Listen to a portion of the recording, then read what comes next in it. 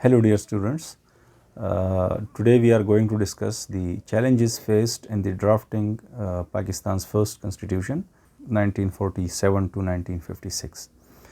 इसमें हम ये डिस्कस करेंगे कि जो पाकिस्तान का constitution making process था, it took over 9 years to complete. 1947 में process शुरू हुआ and in 1956 we got our first constitution. So the question is कि इतना लंबा time इसने क्यों लिया? So उसका हम आज जवाब ढूंढने की कोशिश करेंगे और हम उन रीज़न्स को डिस्कस करने की कोशिश करेंगे कि जिनकी वजह से ये प्रोसेस जो था इतना ज़्यादा डिले हुआ. जैसे हम पिछले क्लासेस में भी डिस्कस कर चुके हैं कि when Pakistan got independence in 1947, so Pakistan adopted the government of India act 1935 as an interim constitution.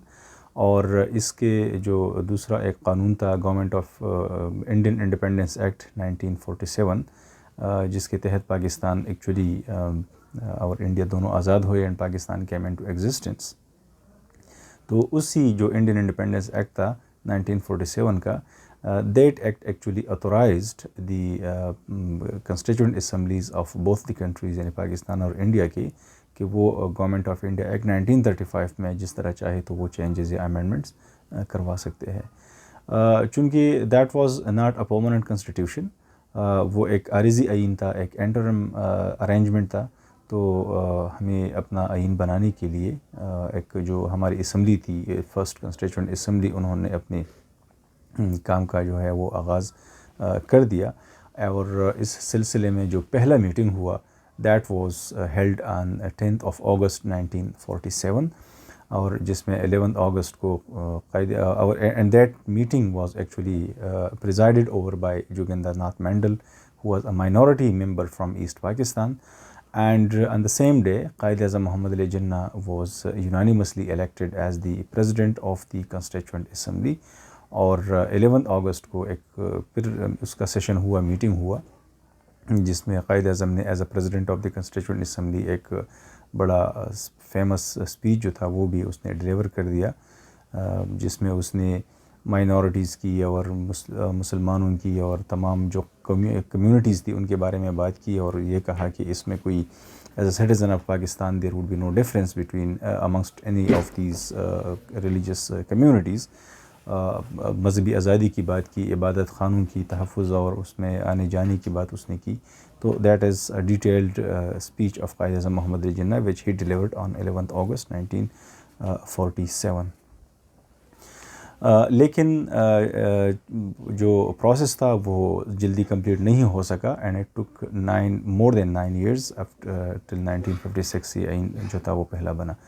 सो जो क्वेश्चन है कि इतना लंबा अरसा इसको क्यों लगा, क्या वो वजूहात थी, वो कौन से फैक्टर्स थे which delayed the constitution considerably. So उसमें हम डिस्कस करेंगे there was a leadership crisis, there was a dispute over the provincial autonomy, there were ideological disagreements, there was language controversy, political instability, bureaucratic dominance and weak democratic traditions. So these were the reasons जिनको हम discuss करेंगे in the detail. So सबसे पहला the crisis was कि there was a major challenge of leadership crisis.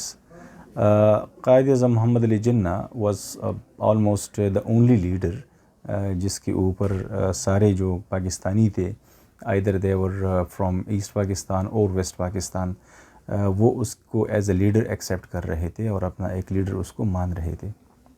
लेकिन unfortunately Quaid-e-Azam Mohammad Ali जिन्ना जो थे, he died in 1948, सितंबर 1948 में उसकी डेथ हो गई.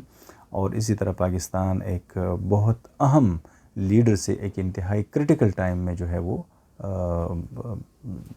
वो चला गया हमसे और पाकिस्तान उससे महरूम हो गया.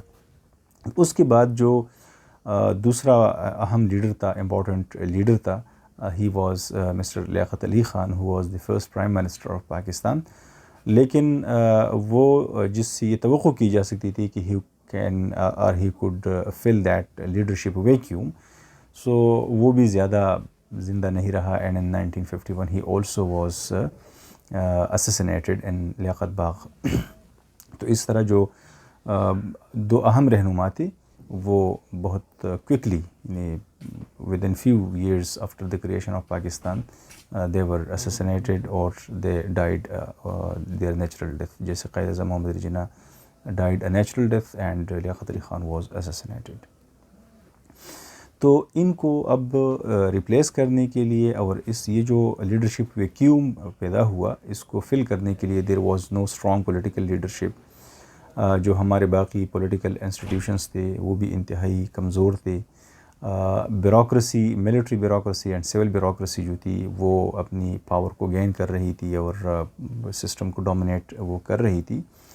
اور یہی وجہ تھی کہ پھر لیڈرشپ کا جو کرائسس تھا تو اس وجہ سے کنسٹیٹیوشن میکنگ کا پروسیس تھا وہ اتنا زیادہ آگے چلا کہ اس میں ہمیں جو کنسٹیٹیوشن ہمیں نیکسٹ کپل آف ایئرز میں حاصل کر لینا چاہیے تھا اس کو ہمیں حاصل کرنے میں 1956 تک تقریباً 9 سال سے زیادہ کا عرصہ ہمیں لگا.